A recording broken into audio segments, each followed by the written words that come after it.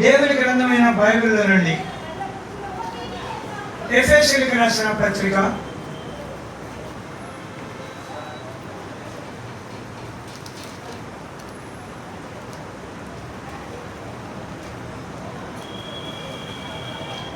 1వ అధ్యాయము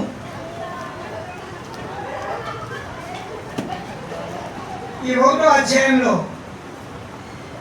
ఆయన ఆరాధించడానికి, ఆయన స్వరాన్ని వినడానికి మనం ఇష్టపడదాం. 1వ అధ్యాయము 3వ వచనంలో మన ప్రభువైన యేసుక్రీస్తు యొక్క తండ్రి దేవుడు స్తుతింపబడును గాక. ఆయన క్రీస్తునందు పరలోక విషయములో ఆత్మ సంబంధమైన ప్రతి ఆశీర్వాదమును మనకు అనుగ్రహించెను.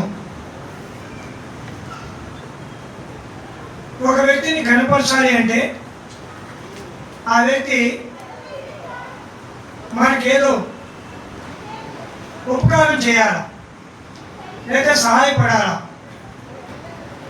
దాన్ని బట్టి ఆ వ్యక్తిని మనం కోరుతాము, గణపరుస్తాము, ఆ వ్యక్తి గురించి మాట్లాడతాం, మంచివాడండి అంటాం. ఇప్పుడు ఆయన ఆరాధించడానికి ఆత్మ సంబంధమైన ప్రతి ఆశీర్వాదం ఇచ్చారంట. తల్లిదండ్రులు, బంధువులు భూ సంబంధమైన ఆశీర్వాదాలు ఇస్తారు. ఇల్లు, ఉద్యోగం, లేకపోతే భార్య, లేకపోతే పిల్లకి భర్త, అట్లాగా వాటిని అనుగ్రహిస్తారు. అప్పుడు వాళ్ళు అంటారు, మా నాన్నగారు నాకు మంచి ఉద్యోగాన్ని ఇప్పించాడండి అంటారు కదా, లేదా మా నాన్నగారు మాకు మంచి ఇల్లు ఇచ్చాడండి అంటారు, లేదా నాకు మంచి కుటుంబం చేశాడండి అంటారు. జనరల్గా తండ్రి ఇచ్చాడు కాబట్టి కదా. అసలు ఏమి ఇవ్వకుండా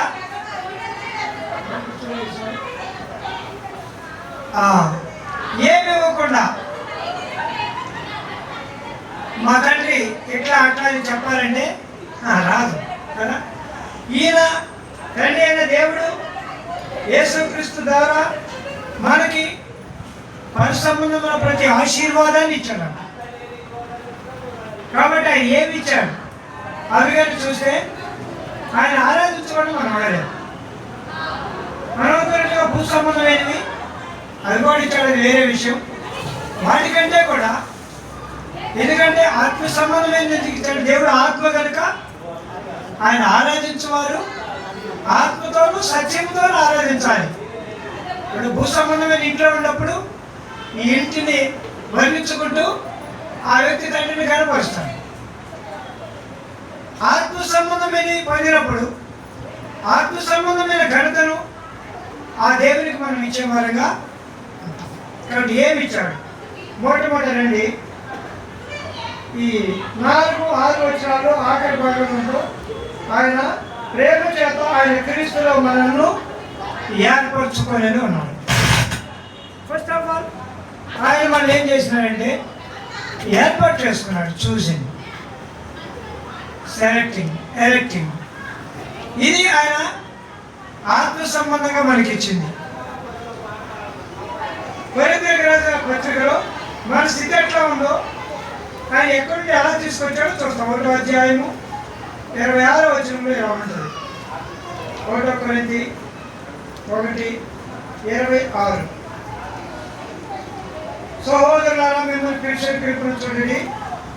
మీలో లోకరీతి జ్ఞానులైనను గనులైన గొప్ప వంశంలో అనేకులు పిలవబడలేదు. కానీ ఏ శరీరం దేవుని అతిశంపుకున్నట్లు జ్ఞానులను సిగ్గుపరచుటకు లోకంలో వెలివారిని దేవుడు ఏర్పరచుకునేవాడు.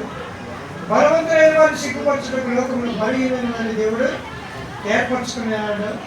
ఎన్నికైన వారిని వ్యర్థం చేయడానికి లోకంలో నీచులైన వారిని తృణీకరింపబడి ఎన్నికైన వారిని దేవుడు ఏర్పరచుకున్నాడు. ఇదన్నమాట ఆయన ఏర్పాటు. ఎట్లాంటిదంటే మనం బలహీనం, మనం తృణీకరింపబడిన వారం, మనం ఎన్నికైన వారం, మనము నీచం. కాబట్టి ఆత్మ సంబంధముగా ఈ స్థితి నుండి మనం ఒక ఉన్నతమైన స్థితికి మార్చబడాలని కోరుకున్నాడు, ఏర్పాటు చేసుకున్నాడు. ఇప్పుడు ఎవరినైనా సెలెక్ట్ చేయాలంటే అన్నిటిలో ఎబిలిటీ ఉంటేనే సెలెక్ట్ చేస్తాం. ఎస్ఐ పోస్ట్కి వెళ్ళాలండి, అంగవైకల్యం కలిగి రోడ్డు మీద బందాడుకుంటూ చేతులకి చెప్పులు పెట్టుకొని నడిచేవాడు ఉంటారు. చూస్తారు మీరు ఎప్పుడైనా? చేతులకి చెప్పులు పట్టుకొని అలాగ పొందాడుకుంటూ వెళ్తాడు అనమాట. చేతులు పాడకుండా మోకాళ్ళకు ఒక రకమైన బెల్ట్లు వేసుకుంటాడు, చేతులకి చెప్పులు పెట్టుకొని అలాగ వెళ్తూ ఉంటాడు. అలాంటి ఎస్ఐ అంటే ఒప్పుకుంటారు. ఇక్కడ మన పరిస్థితి అట్లాంటిది. తృణీకరింపబడిన వారు, ఎన్నికలేని వారు, బలహీనులు. అయినా దేవుడు ఏ పోస్టింగ్ కొరకు ఏర్పాటు చేసుకున్నాడంటే, రెండు ఎఫెసీయులకు రాసిన పత్రిక, వేరే వారిని, ఎన్నికలేని వారిని, నీచులైన వారిని, బలహీనులైన తృణీకరించబడిన వారిని ఎన్నుకొని వాడికి ఇచ్చింది ఏంటంటే 1:4 వచనంలో ఉంది, మొట్టమొదట తన కుమారులుగా ఉండడానికి ఏర్పాటు చేసుకున్నాడంట. ఎట్లా వద్దాం? ఎక్కడంటే మధ్యలో కుమారులుగా స్వీకరించుటగా, యేసుక్రీస్తు ద్వారా తనకు కుమారులుగా, యేసుక్రీస్తును మధ్యలో పెట్టుకొని మన కుమారత్వాన్ని ఇచ్చాడంట. అంటే ఇప్పుడు నీచత్వం, తృణీకరణ అన్ని పోయినాయి. వాటిని ఆయన చేసుకున్నాడు. ఆయన కుంటాడా? కాదు, నడుస్తాడు నన్ను బట్టి. ఆయన మోగోడా? లేదు, మాట్లాడతాడు నన్ను బట్టి. ఆయన ఎన్నికలేని వాడా? కాదు, ఆయన ఎన్నికైన వాడు నన్ను బట్టి. ఓ రకంగా చెప్పాలంటే నేను నీకు కుమారుని కదా, నా స్థానాన్ని ఈయనకి కుమారులుగా స్వీకరించాడు. రెండవది తనకు కీర్తి కలుగుటకు, మన కలిగిన తన కృపామహిమకు కీర్తి కలగటానికి, అంటే ఘనత కలిగిన వ్యక్తులుగా ఉండడానికి ఏర్పాటు చేసుకున్నాడు. ఇందాక ఎన్నిక లేని వారు కదా, కాదు కాదు, ఘనతగా ఉండాలి ఈ వ్యక్తి, గరుడుగా కనపడాలి, మేలైన వాడిగా కనపడాలి, కుమారుడిగా ఉండాలి, కుమారుడు కూడా మేలైన వాడిగా కనపడాలి, కీర్తి తెచ్చిన వాడిగా ఉండాలి. అంటే మంచి ఓ ఐఏఎస్ ఆఫీసర్ అనుకో, తండ్రికి ఎంత ఘనత వస్తుంది? వస్తారా? అలా ఉండాలని, అంటే ఆయన వైపుకు కీర్తి రావాలని, ఘనత రావాలని. మూడవది దాంట్లోనే ఆ తర్వాత ఎక్కడ తన కోసం మనము తన ఎదుట పరిశుద్ధులను నిర్దోషులుగా ఉండాలి. చూడు, స్టెప్ మారుతుంది. ముందు కుమారుడు, తర్వాత కొంచెం ఘనత తెచ్చేవాడు, ఆ ఘనత తెచ్చేవాళ్ళు కూడా ఇంకా మేలైనటువంటి పరిశుద్ధులుగా నిర్దోషిగా ఉండాలని. ఇప్పుడు ఎంత ఘనత తెచ్చేవాడైనా ఎక్కడో చోట పొరపాటు చేయొచ్చు. తండ్రికి ఘనత తీసుకురావాలని ఓవర్ కాన్ఫిడెన్స్లో మిస్టేక్ అవ్వచ్చు, పొరపాటు చేయొచ్చు. సపోజ్ మా తండ్రి గారికి ఏమాత్రం కారులో కూర్చున్నాడు, ఆయన నిద్రకు భంగం కలగకుండా తోలాలనుకుంటూ హాస్పిటల్లో పెద్ద పొయ్యి వచ్చేసింది, చూసుకుంటూనే వచ్చాడు, జాగ్రత్తగా తప్పని పడింది. అది పొరపాటే, అది తెలియక చేసేది. కానీ దాన్ని డిస్టర్బెన్స్ అయ్యాడు. ఏనా ఆ నిద్రపోయేటప్పుడు గొయ్యి చూడలేదా అంటాడు, మిస్టేక్. కానీ ఇక్కడే ఉంటాడు. అట్లాంటిది కూడా కాకుండా ఏమాత్రము ఆ గణితంలో కొంచెం తగ్గకుండా ఉండటం కొరకు పరిశుద్ధులను, నిర్దోషులను. తర్వాత అక్కడ అన్నింటిలో ఏమంటాడంటే ఆయన తన కోసం అన్నాడు కదా, ఎక్కడ అన్నాడు? తన కోసం. మనము తన ఉద్దేశం ప్రేమ చేత ఆయన మనల్ని ఏర్పరచుకున్నాడు.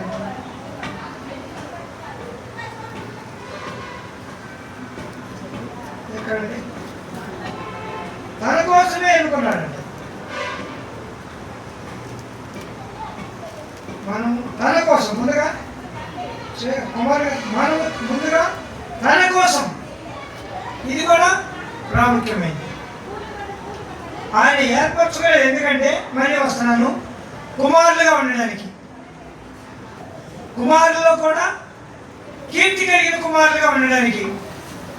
కీర్తి కలిగిన కుమారులు కూడా పరిశుద్ధము నిర్దోషమైన కుమారులుగా ఉండడానికి. వాళ్ళే కాకుండా తన కుమారులుగా ఉండడానికి. కొంచెం దూరం పెరిగిన తర్వాత ఆయన ఎవరో నాకు తెలియదు అనకుండా ఉండటం కోసం. బయట అర్థమవుతుందండి. అందుకు ఏర్పాటు చేసుకున్నది. అది మొట్టమొదట ఆయన ఇచ్చినటువంటి ఆత్మ సంబంధమైన ఆశీర్వాదం ఏంటంటే ఆయన ఏర్పాటు చేసుకున్నాడు. ఓకే. రెండవది రండి, 4, 6, 9, 10 వచనాల్లో ఏముందంటే 7వ వచనంలో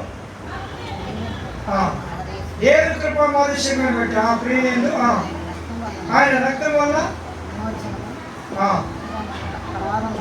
అనగా మన అపరాధములకు క్షమాపణ.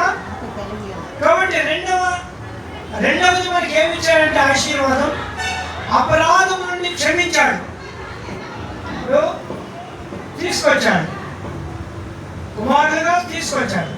తీసుకొచ్చిందని చూస్తే వీళ్ళు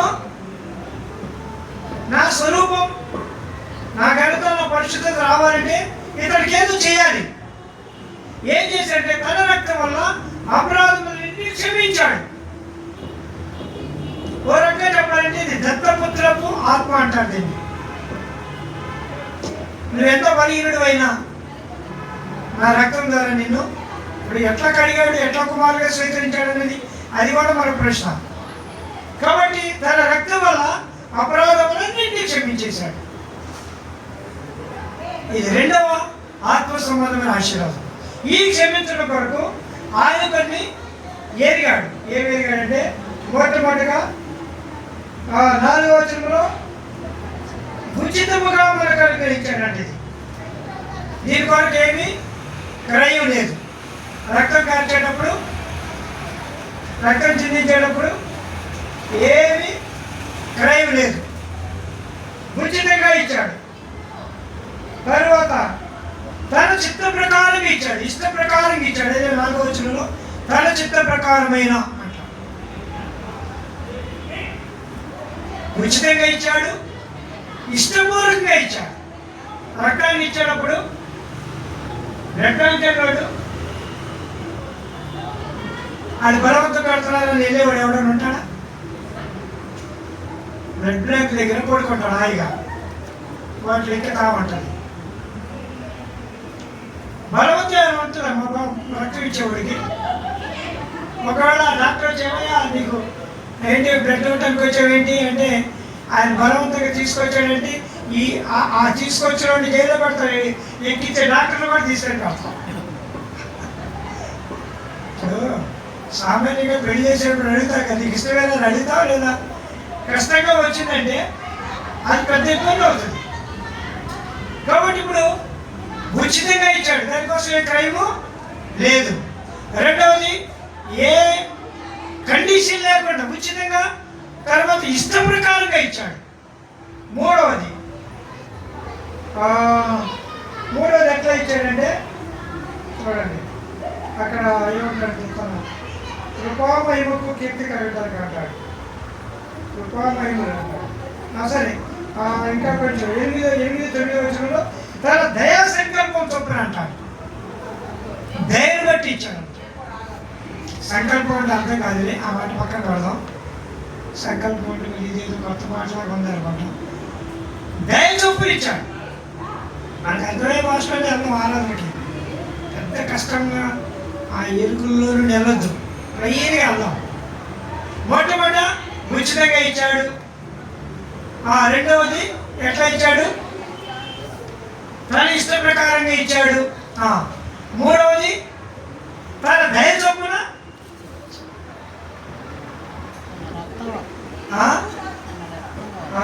అదే ఈ రక్త సంగతే చెప్తున్నా. తర్వాత ఎట్లా ఇచ్చాడంటే తన కృపామహిమకు కీర్తి కలగాలని 11, 12 వచనాలు తన కృపామహిమకు కీర్తి కలగాలని ఇచ్చాడు. అంటే అక్కడ కృప ఉందన్నమాట. మహిమ అది అవన్నీ పక్కన పెడదాం పోనీ. కృపను బట్టి ఇచ్చాడు. అర్థమవుతుంది. ఎప్పుడు ఉచితంగా ఇచ్చాడు, ఇష్ట ప్రకారంగా ఇచ్చాడు, దయ చొప్పున ఇచ్చాడు, కృప చొప్పున. అంటే ఎంతకాలమైనా జ్ఞాపకం చేసుకునేది కృప. నువ్వు నన్ను చిరకాలం జ్ఞాపకం చేసుకోయా, నువ్వు నాకేమి ఇవ్వద్దు అన్నట్టుగా ఇచ్చింది.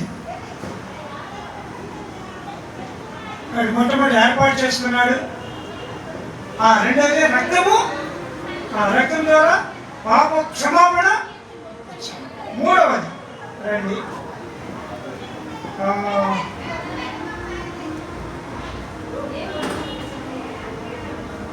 10వ వచనం. ఈ సంకల్పాన్ని బట్టి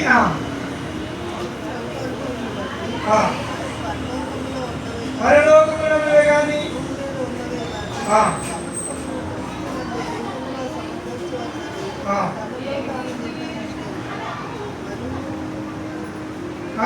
క్రీస్తులను ఏకముగా సమకూర్చవాలని తనలో తాను.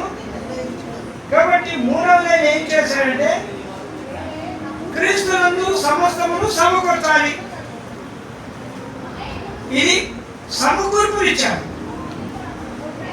ఆయన మీకు అంత ఏర్పాటు చేసుకున్నాడు, పాప క్షమాపణ ఇచ్చాడు.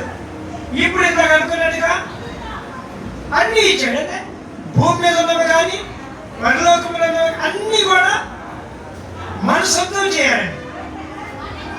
వాటి కోసం ఆయన ఏం చేసినాడు? ఏమని వాటిని చూడండి, వచ్చినము 8, 9 వచనాల్లో మధ్య భాగంలో ఉంటుంది. మనకు సంపూర్ణమైన జ్ఞాన వివేచన కలుగుటకు ఆ కృపను మనేలా విస్తరింపజేశాను. అంటే పరలోకములు ఉన్నవి, భూలోకములు ఉన్నవి అర్థం చేసుకోవడానికి సంపూర్ణమైన జ్ఞాన విమోచన ఇచ్చాడంట. జ్ఞానముతో కూడిన విమోచన, విమోచింపబడినందుకు వచ్చిన జ్ఞానము, జ్ఞానమును బట్టి దొరికినటువంటి కృప. ఇవన్నీ ఈ పదాలు అంత తొందరగా అర్థం కావు. సరే, ఏమి ఇచ్చాడన్నయ్య? నాకు దేవుడు ఏమి ఇచ్చాడంటే మొట్టమొదట నేను ఏర్పాటు చేసుకున్నాడు. రెండోది నీ కొరకు రక్తం ఇచ్చి నీ అపరాధాలను క్షమించాడు. మూడోది నిన్ను ఆయనతో కూడా క్రీస్తునందు సమస్తము సమకూర్చి ఇచ్చేశాడు. ఇప్పుడు ఆరాధించే జ్ఞానం, ఆరాధించే కృప, ఆరాధించే సంతోషం ఇవన్నీ కూడా నీకేమంటే సమస్త కార్యాలు అంటాడు. 11-12 లాస్ట్ భాగం అంటాడు. ఆయన తన చిత్తానుసారముగా చేసిన నిర్ణయం చొప్పున సమస్త కార్యములను జరిగించుతున్నాడు. సమస్త కార్యాలు అంటే ఇప్పుడు ఆరాధించాలంటే నువ్వు సమస్తములో ఆయన చూడవచ్చు. నీకు ఇచ్చిన ఆరోగ్యములో, నీకు ఇచ్చిన క్షేమములో, నీకు ఇచ్చిన కష్టములో అన్నిటిలో ఆయన ఉన్నాడు. అట్లా సమకూర్చాడు. కష్టంలో కూడా ఆయన ఉన్నాడు. అర్థమవుతుందండి? ఆరాధించడానికి ఆయన నాకేమి ఇచ్చాడంటే సమస్తాన్ని ఇచ్చాడు. అందుకని నా ప్రాణము ఆయన చేసిన ఉపకారములను దేనిని కంటే కష్టం వచ్చినా ఆయన చేసిన ఉపకారమే, శ్రమ వచ్చినా ఆయన చేసిన ఉపకారమే, తృణీకరింపబడినా ఆయన చేసిన ఉపకారమే, ఘనత కలిగిన ఆయన చేసిన.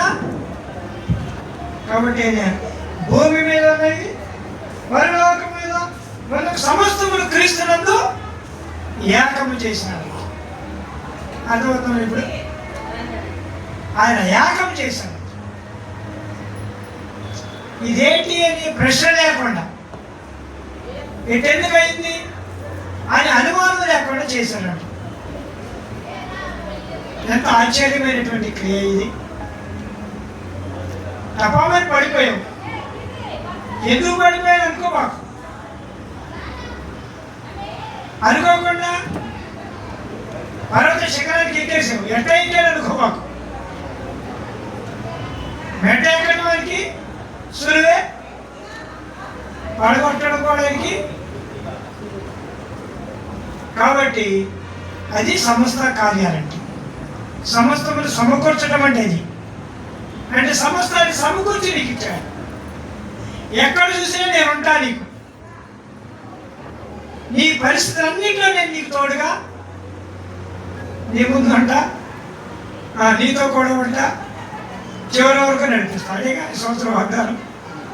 సమస్త కార్యాలు ఆయన సమకూర్చి ఇచ్చాడు. ఇది మూడవది. నాలుగవదిగా చూడండి దయచేసి 17వ వచనం కాదు, మనకి మనోనేత్రం 17వ వచనం చూడండి. మనోనేత్రములు వెలిగింపబడినందున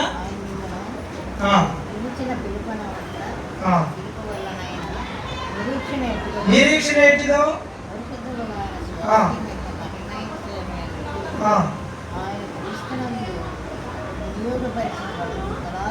చాలండి. మీ మనోనేత్రములు వెలిగింపబడినందున ఆయన చేసిన ఆత్మ సంబంధమైన ఆశీర్వాదం ఏంటంటే మన మనోనేత్రాలు వెలిగించాడు. దీన్ని వెలిగించడానికి ఆయన ఏం చేసినాడంట?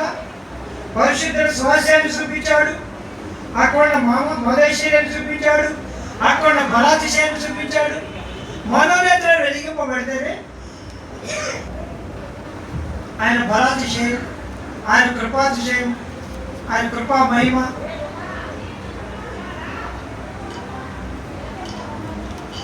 ఇవి మనకు తెలుసు. లేకపోతే కొంతమంది తెల్లవారుజాము వేసి పాటలు పాడతారు. ఎందుకు పాడతారు? ఆయన మహిమైశ్వర్యాన్ని చూస్తూ, ఆయన బలాతిశయాన్ని చూస్తూ, ఆయన ప్రభావ మహత్యాన్ని చూస్తూ, ఆయన శక్తి యొక్క మహత్యాన్ని చూస్తూ, ఇవన్నీ కూడా 17, 19 వచనాల్లో ఉన్నాయి. ఇదంతా కూడా గొప్ప వర్ణన. ఒక్కసారి కళ్ళు తెరిచి ఆయన మహిమైశ్వర్యవంతా చూపించాడు, ఆయన బలాతిశయాన్ని చూపించాడు, ఆయన పరాక్రమ శైలిని చూపించాడు, పరిశుద్ధుల స్వాస్యాన్ని చూపించాడు. ఇది సామాన్యమైన సంగతులు కాదండి. ఇప్పుడు ఇక్కడ ఉన్నవాడు పరలోకం ఎట్లా ఉందని చెప్పగలరా? లేదు. మీ తర్వాత పరలోకం తెలుసా లేదా? మీ తర్వాత లేదు. మీ తర్వాత పరలోకం తెలవదా? ఏమో పరలోకం తెలవదా? ఎంతకాలం విశ్వాసం పరలోకం తెలవకపోవడం ఏంటమ్మా తల్లి? అయ్యో, రక్షింపబడి ఒక్కొక్కరికి 20 సంవత్సరాలు అయిపోయింది, పరలోకం తెలవదండానే.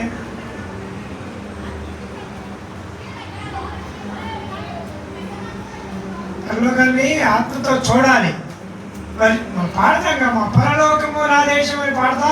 అచ్చట నేను చూసిన పరిశుద్ధులందరినీ ఎంతో ఎంతో అందమైనది పాడతలేదా? అంటే ఈ పరలోకాన్ని ఎరగకుండానే పాడేస్తున్నారా? అయ్యో, పరలోకం ఉంది, పరలోక ప్రభావం ఉంది, మహత్యం ఉంది, బలాధిక్యత ఉంది, బలాతిశయం ఉంది, ఇవన్నీ ఉన్నాయి. ఇవన్నీ ఆత్మతో మనోనేత్రము వెలిగింపబడిన వాడికి ఇవన్నీ తెలుస్తున్నాయి. లోకస్తులైతే పరలోకం తగ్గడం ఇక్కడ ఎవరికి తెలుసు అంటే మాకు తెలుసు. అక్కడ ఉందిగా ఈ నిరీక్షణ స్వాస్థ్యం యొక్క ఏంటి? మిమ్మల్ని పిలిచిన పిలుపులు నిరీక్షణ ఎట్టిదో కదా. ఇవన్నీ ఈ నిరీక్షణ అనేది ఎక్కడొచ్చింది? ఎక్కడి నుంచి వచ్చిందమ్మా? మనోనేత్రాలు వెలిగింపబడిన కారణం చేత. మళ్ళీ చెప్తున్నాను, ప్రభువు మనకిచ్చిన ఆత్మ సంబంధమైన ఆశీర్వాదం ఏంటంటే మొట్టమొదట ఏర్పాటు చేసుకున్నాడు. కుమారుడుగా ఇట్లాగ కుమారు తీసుకొచ్చాడు. తర్వాత నిలబెట్టి అపరాధములన్నింటినీ క్షమించాడు, దత్తపుత్రాత్మతో నింపాడు. మూడవది, ఆయన సమస్తమును సమకూర్చి నీకు అనుగ్రహించాడు. నాలుగవది, మనోనేత్రాలు వెలిగించాడు. వెలిగించి ఇప్పుడు కళ్ళున్నవాడు ఏం చూస్తాడు? బండి చూస్తాడు, గేట్లు చూస్తాడు, కూర్చొని చూస్తాడు లేదా? మన మనోనేత్రాలు ఎందుకు వెలిగించాడు? పరలోకాన్ని భూలోకంలో ఉండగానే చూసి ఆరాధించడానికి. తర్వాత చివరిగా ఇంకొకటి చెప్పి ముగిస్తాను. అది 22, 23, 22 వచ్చినారు ఏమన్నంటే, మరియు సమస్తమైన ప్రాథమిక నుంచి సమస్తమైన ఆయన సంఘములకు శిరస్సుగా నియమించను. ఆ సంఘమైన శరీరము సమస్తమును పూర్తిగా నింపుతున్నవని సంపూర్ణత అయినది. కాబట్టి చివరిగా 5వదిగా నియమించాడంటే సంఘాన్ని. ఆ సంఘం కూడా సంపూర్ణమైన సంఘం. ఆ సంఘం కూడా సమస్తమైన పాదముల కింద ఉంచి ఆయన శిరస్సుగా ఉన్న సంఘం. అంటే నేను ఎలా లీడ్ చేయాలో నాకు తెలుసు, నేను ఎలా పోషించాలో నాకు తెలుసు, నేనెట్లా గైడ్ చేయాలో నాకు తెలుసు, నేనెట్లా బలపరచాలో నాకు తెలుసు, నువ్వు కృంగిపోయినప్పుడు నేనెట్లా ఆదరించాలో నాకు తెలుసు. సమస్తమును నా చేతిలో పెట్టుకున్నటువంటి సంపూర్ణత కలిగిన సంఘంలోకి సంఘాన్ని ఇచ్చాను. ఆత్మ సంబంధంగా ముద్రించి మీరు ఆత్మ చేత ముద్రింపబడితే అంటాడు. ఆత్మతో ముద్రించి ఆత్మ సంబంధమైన సంఘములకు తీసుకొచ్చి ఆత్మతో సత్యముతో ఆరాధించే వారిగా చేశాం. అర్థమవుతుందండి? ఆరాధన ఎక్కడ చేస్తాం? సంఘంలో చేస్తాం. ఎందుకు చేస్తాం? 14వ వచనం ప్రకారం ఈ ఆత్మను స్వాస్థ్యములకు సంచకరముగా ఇచ్చినాడు అని భయానగించాడు. అక్కడ ఆరాధించడానికి ముందు ఇక్కడ ఆత్మతో సత్యముతో సంఘములో ఆరాధించాలి. ఇది ఆరాధన అధ్యాయం అనమాట. ఎఫెసీ 1వ అధ్యాయం అంటే ఆరాధన అధ్యాయం. ఆయన ఆత్మసంలో ప్రతి ఆశీర్వాదం మనకి ఇచ్చాడు.